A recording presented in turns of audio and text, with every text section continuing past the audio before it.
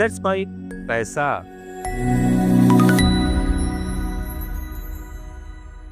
नमस्कार दोस्तों, let's mic पैसा में मैं मनीष आज आपका स्वागत करता हूं आज के हमारे इस वीडियो में। दोस्तों, आज हम इस वीडियो में बात करने वाले हैं आरबीआई की मॉनेटरी पॉलिसी और रेपो रेट के बारे में। जी हाँ दोस्तों, आरबीआई किस तरह से अपनी मॉनेटरी पॉलिसी में रेपो रेट को कट करता है, बढ़ाता है, ये क्या है, इसे कैसे बदला जाता है और इससे आपकी जेब, आपके लोन और भारतीय अर्थव्यवस्था में और इन्फ्लेशन पे और भारत की जीडीपी पे क्या असर पड़ता है।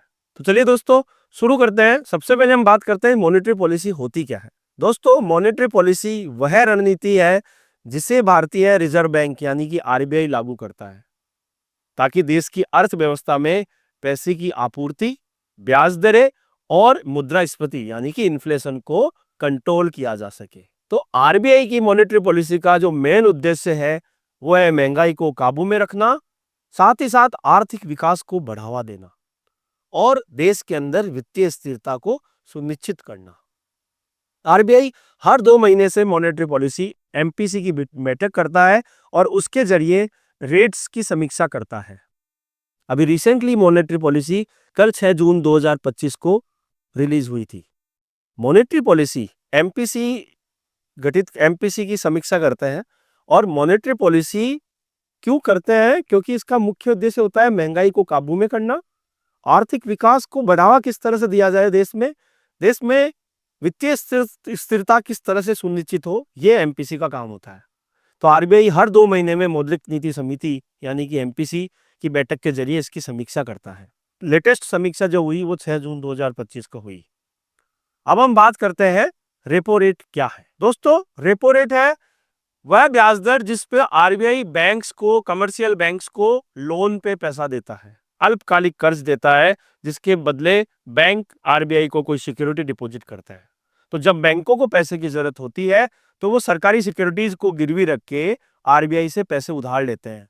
इसी उधार की जो ब्याज दर होती है उसको रेपो रेट कहते हैं। यह अर्थव्यवस्था में पैसे की तरलता और महंगाई को नियंत्रित करने का एक अहम हथियार है। जब आरबीआई बैंक्स को पैसा देगा या पैसा कम देगा या ज्यादा देगा, तो रेपो रेट कब बढ़ाते हैं और कब घटाते हैं, अब इस पे विचार करते हैं। रेपो रेट बढ़ाने का समय एमपीसी की मीटिंग में रेपो रेट कब बढ़ सकती है, देश में रेपो रेट कब बढ़ सकती है, जब महंगाई बहुत ज्यादा बढ़ रही हो, और साथ ही साथ आरबीआई फिर रेपो रेट बढ़ाएगा ताकि बैंकों को आरबीआई से उधार लेना महंगा हो जाएगा, जिससे वो ग्राहकों को फिर लोन कम दे पाएंगे या ज्यादा रेट पे दे पाएंगे, जिससे लोगों के पास में कम उधार आएगा तो वो कम खर्च करेंगे तो महंगाई अपने आप ही कंट्रोल में आ जाएगी। ये रेपो रेट बढ़ाने का सिचुएशन हो सकता है। रेपो रेट घटाने का सिचुएशन क्या होता है? इसका एकदम अपोजिट।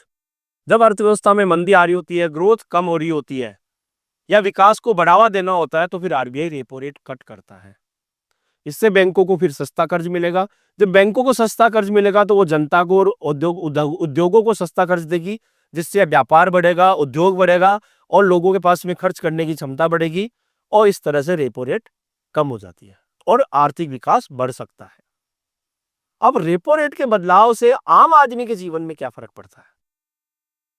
रेपो रेट के बढ़ने से क्या होगा? जैसा कि मैंने आपको बताया, आरबीआई से बैंकों को महंगा कर्ज मिलेगा, तो जब उन बैंकों के पास में कर्ज महंगा आएगा आरबीआई से, तो बैंक अपने होम लोन, पर्सनल लोन या कार लोन, इनकी ब्याज दरें बढ़ा सकते हैं, जिससे आपकी ईएमआई बढ़ जाती है।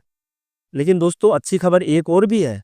जब आपकी ईएमआई बढ़ाएंगे, बैंकों के पास में बैंक अपने डिपॉजिट्स पे भी ब्याज दरें बढ़ा देते हैं।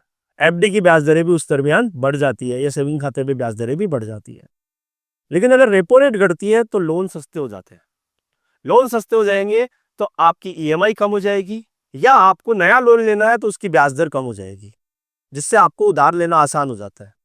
लेकिन वाइस वर्सा आपकी एफडी की रेट्स भी बैंक्स कम कर सकते हैं। अब रेपो रेट में हाल के बदलाव कब कब हुए हैं? 7 फरवरी 2025 को आरबीआई ने रेपो रेट को 6.5% से घटा के 6.25% किया था, यानी कि 25 बेसिस पॉइंट की कटौती की थी। उसके बाद 9 अप्रैल 2025 अगेन 2 महीने बाद एमपीसी की मीटिंग में रेपो रेट को 6.25 से 6% कर दिया था। और फिर 0.25% की कटौती की गई थी। और अब 6 जून 2025 को आरबीआई ने एक बड़ी कटौती की। उम्मीद के विपरीत आरबीआई ने 25 बिप्स की उम्मीद थी, लेकिन 50 बिप्स मतलब 0.50% की कटौती करके 6.506% से 5.50% आरबीआई ने रेपो रेट कर दी। आरबीआई का यह मकसद क्यों हुआ? एमपीसी की मीटिंग में रेपो रेट कट करना क्यों हुआ? ताकि अर्थव्यवस्था को गति मिल सके और साथ ही साथ लोगों को खर्च करने के लिए लोन सस्ता मिल सके।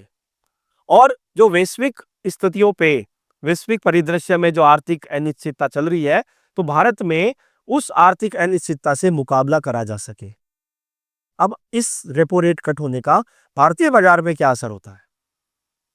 इन रेपो कटौतियों से, खास करके जो 6 जून 2025 को रेपो कटौती हुई 50% 0.50% की, उससे भारतीय बाजार पे क्या असर हुआ? भारतीय बाजार में शेयर मार्केट काफी उछला। सस्ते लोन, जब कंपनियां सस्ते लोन पे कंपनियों को पैसा मिलेगा तो कंपनियां अपनी ग्रोथ करेगी, जिसको प्रोस्पेक्टिव रखते हुए अनुमान से शेयर मार्केट में काफी बढ़ोतरी हुई और शेयर मार्केट में आने वाले समय में भी उछाल की संभावना अब बन गई है।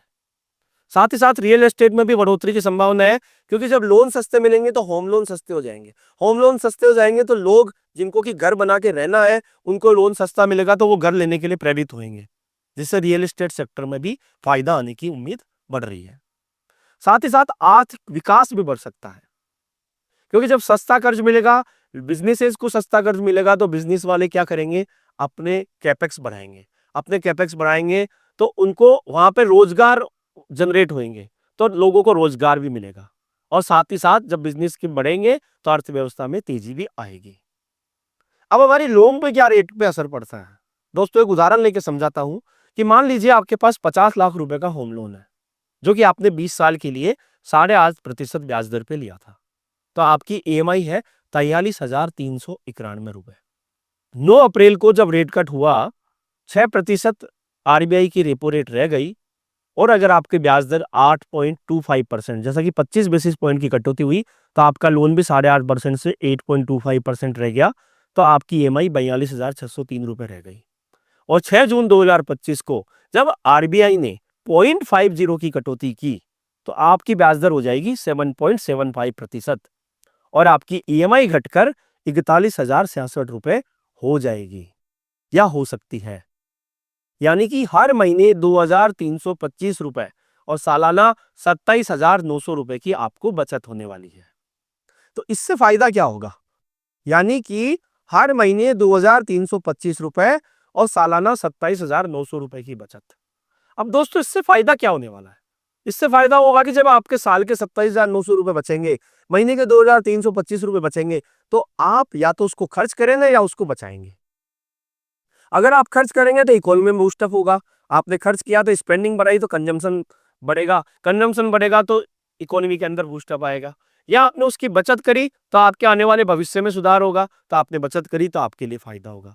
तो दोस्तों, कहीं ना कहीं ये कटौती जो है वो कहीं ना कहीं भारतीय अर्थव्यवस्था को बढ़ावा देने के लिए ही की गई है। अगर आपने कार लोन ले रखा है तो कार लोन में भी कटौती होगी। ऐसा ही असर कार लोन पे भी होने वाला है। 5 लाख रुपए का लोन अगर आपने 12% ब्याज दर पे लिया हुआ है तो 11,282 रुपए ईएमआई थी और 11.25% से ईएमआई भी 11,017 रुपए हो जाएगी। तो कहीं ना कहीं रेट कट होने से आम आदमी के जीवन में बहुत बड़ा असर होता है। अब लेकिन एक 22 वर्षा और है, आरबीआई के सामने एक डिलेमा साथ में चलता है और वो डिलेमा है इन्फ्लेशन बढ़ने का। जी हाँ दोस्तों, जब लोग खर्च करेंगे तो फिर महंगाई भी कहीं ना कहीं वापस से बढ़ना शुरू हो जाती है। अब हम बात करते हैं इन्फ्लेशन की, कि रेपो रेट के कट होने से इन्फ्लेशन को किस तरीके से इंपैक्ट होता है। दोस्तों, 6 जून 2025 को जब रेपो रेट में 50 पैसे की कटौती की गई तो बैंकों को सस्ता कर्ज मिलेगा, जिससे लोन सस्ते हो जाएंगे, जिससे लोग ज्यादा उधार लेंगे और खर्च बढ़ाएंगे। और खर्च बढ़ेगा, मांग बढ़ेगी, तो सामान की कीमतें जैसे किराना, कपड़े और ईंधन ये भी थोड़ी सी बढ़ सकती है, जिससे इन्फ्लेशन में थोड़ी सी वृद्धि भी हो सकती है। तो ये आरबीआई के सामने भी एक डिलेमा रहता है कि आरबीआई को ग्रोथ भी करनी है, इकोनॉमी को बढ़ावा भी देना है और साथ में इन्फ्लेशन को भी कंट्रोल करना है। इसलिए आरबीआई सतर्क रहता है। इसलिए आरबीआई सतर्क रहता है। महंगाई बहुत ज्यादा बढ़ जाती है तो वो रेपो रेट को वापस बढ़ा भी सकते हैं, और ताकि मांग को नियंत्रित कर सके। अगर महंगाई बहुत ज्यादा बढ़ने लग जाती है तो आरबीआई वापस से रेपो रेट बढ़ा सकता है ताकि मांग को नियंत्रित किया जा सके। अभी भी आरबीआई का जब 6 जून को रेट कट हुआ तो आरबीआई का एक पॉलिसी स्टेटमेंट आता है, जिसमें आरबीआई का स्टेटमेंट ये था कि अब वो पॉलिसी कट के स्टैंड को अकोमोडेटिव से नेचुरल पे लेके जा रहे हैं। वो अब उस चीज को चेक करेंगे कि इन्फ्लेशन कितना बढ़ रहा है या नहीं बढ़ रहा है। अगर इन्फ्लेशन कंट्रोल में रहेगा तब जाके आरबीआई अब नई रेट कट करेगा। तभी 5.5% रेपो रेट के बाद आरबीआई का फोकस हो गया अर्थव्यवस्था को ग्रोथ कराना, इकोनॉमी को बढ़ावा देना, और मुद्रास्फीति का यानी इन्फ्लेशन का जो लक्ष्य है वो 4% के आसपास रखने का आरबीआई का लक्ष्य है। अब आने वाले साल वित्तीय वर्ष 2026 के लिए जीडीपी का विकास दर का क्या अनुमान आरबीआई ने बनाया है? विशेषज्ञों और अर्थशास्त्रियों ने वित्त वर्ष 2026 यानी कि अप्रैल 2025 से लेकर मार्च 2026 के लिए भारत के जीडीपी की विकास दर 6.5% से होने का अनुमान लगाया है। जीडीपी मतलब ग्रोस डोमेस्टिक प्रोडक्ट यानी कि सकल विकास दर। तो रेपो रेट जब 50% की कटौती करी, 0.50% की कटौती करी, तो उससे सस्ते लोन मिलेंगे। सस्ते लोन मिलेंगे तो बिजनेसेस को बढ़ावा मिलेगा, कैपेक्स बढ़ेगा तो रोजगार जनरेट होंगे, रोजगार जनरेट होंगे तो व्यापार बढ़ेगा, और व्यापार बढ़ेगा तो वापस रोजगार जनरेट होंगे। तो ये साइकिल कहीं ना कहीं हिंदुस्तान की जीडीपी को बढ़ावा देने के लिए ही है। अब 0.50% की कटौती से न सिर्फ लोन सस्ते होंगे बल्कि भारतीय बाजार और अर्थव्यवस्थाओं में भी नई गति मिलेगी।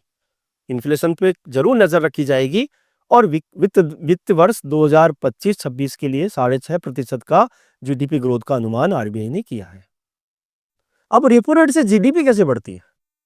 जीडीपी यानी कि सकल घरेलू उत्पाद, ग्रोस डोमेस्टिक प्रोडक्ट, एक साल में उत्पादित सभी वस्तुओं और सेवाओं का कुल मूल्य है। अब रेपो रेट से जीडीपी पे कैसे असर होता है? रेपो रेट सस्ती हो जाएगी तो लोन सस्ते हो जाएंगे, और लोन सस्ते हो जाएंगे तो बैंकों को सस्ता मिलेगा कर्ज, तो बैंक अपने इन्वेस्टर्स को, अपने कस्टमर्स को लोन सस्ता देंगे। तो जिससे होम लोन, कार लोन और बिजनेस लोन की दरें कम हो जाएगी। लोग ज्यादा खर्च करेंगे, क्योंकि जब लोन सस्ता मिलेगा तो लोगों के पास में लोन सस्ता मिलेगा तो लोग खर्च भी ज्यादा करेंगे। तो खर्च करेंगे सामान खरीदने के लिए, या होम लोन ले लेंगे या गाड़ी ले लेंगे, तो इस सब में कहीं ना कहीं खर्चा बढ़ने शुरू हो जाता है, तो इकोनॉमी के अंदर वो बूस्टअप आता है।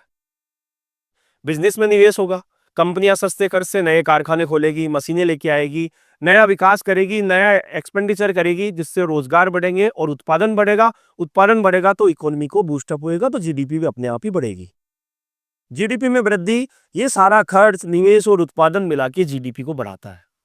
हाल ही के अनुमान के मुताबिक वित्त वर्ष 2026 में भारत की जीडीपी 6.5% रह सकती है, और ये रेपो रेट की जो कटौती है ये इस जीडीपी के विकास दर में अहम भूमिका निभा रही है।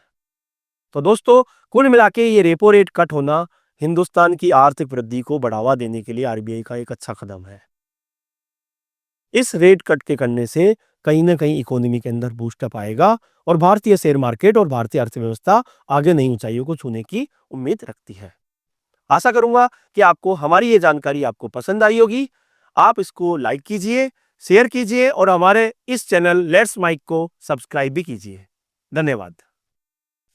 आप सुन रहे थे let's mike more than radio. Follow कीजिए हमें हमारे सोशल मीडिया प्लेटफॉर्म्स पर। It's time for news. It's time for more than radio. Presenting the first radio news app, Let's Mike. Let's Mike, a news-based app on your phone where you get to watch and listen news, talk shows, interviews, radio show podcasts. On Let's Mike, you get all relevant information of TV, print, radio, podcast, and digital. Let's Mike talks about every segment of life.